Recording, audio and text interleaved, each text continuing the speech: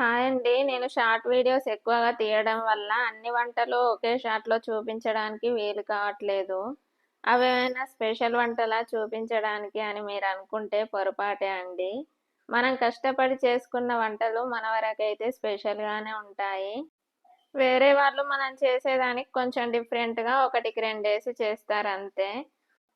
వంటలేమైనా సరే మనకు నచ్చింది మనం ఇంట్లోనే వండుకొని తింటే ఈ రోజుల్లో మన ఆరోగ్యాలను మనం కాపాడుకున్న వాళ్ళమవుతాము. అలా అని బయటి ఫుడ్ తినొద్దని నేను చెప్పట్లేదు. తగ్గించాలి, హెల్త్‌ని కాపాడుకోవాలి అంటున్నా అంతే. ఇక నేనైతే నాకెందుకో ఈరోజు చపాతీ తినక రోజులవుతుంది కదా! చేసుకోవాలనిపిచ్చింది. చపాతీస్ అంటే అందులో మెయిన్‌గా మనకు నచ్చిన కర్రీస్ ఉండాలి కదా! నాకేమో క్యారెట్ ఫ్రై అంటే చాలా ఇష్టం. మా వాళ్ళకేమో ఆలూ కర్రీ ఇష్టం. ఆలూ కర్రీ ముక్కలుగా ఉంటే చపాతీస్‌లో తినడానికి బావుండదు. కొంచెం పులుసులా కాకుండా గ్రేవీగా ఉండాలి. అలా రావాలంటే ఆలూ కర్రీ వండేప్పుడు కొంచెం మెదుపుకోవాలి. బావుంటుంది తినటానికి. ఆలూ కర్రీ నేను చేసినట్టు మీరు కూడా ట్రై చేయండి. సూపర్‌గా ఉంటుంది.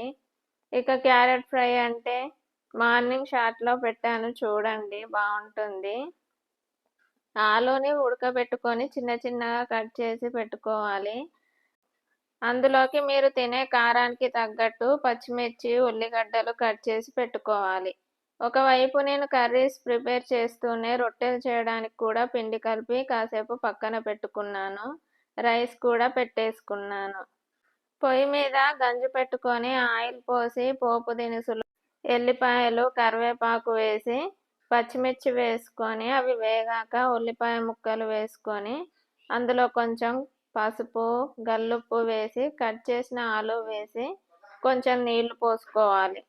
అది కాసేపు ఉడికాక టమాటా ముక్కలేసి ఆలూని కొంచెం మెదుపుకోవాలి.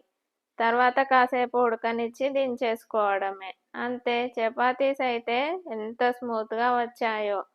చూడటానికి కూడా బాగున్నాయి కదా! అమ్మాయిలకు నేనొక మాట చెప్పాలనుకుంటున్నాను. మనం చేసి పెడితే తినేవారే ఉంటారు కానీ, మనకేమైనా అయితే పట్టించుకునే వాళ్ళు ఎవరూ ఉండరు. అందుకే ఎప్పుడూ ఇది చేయాలి, అది చేయాలి అని పనుల్లో మునిగిపోకుండా, కొంచెం మన హెల్త్ పైన కాన్సంట్రేట్ చేసి మంచి ఫుడ్ టైంకి తీసుకోవాలి. ఎక్కువగా ఆలోచించకూడదు.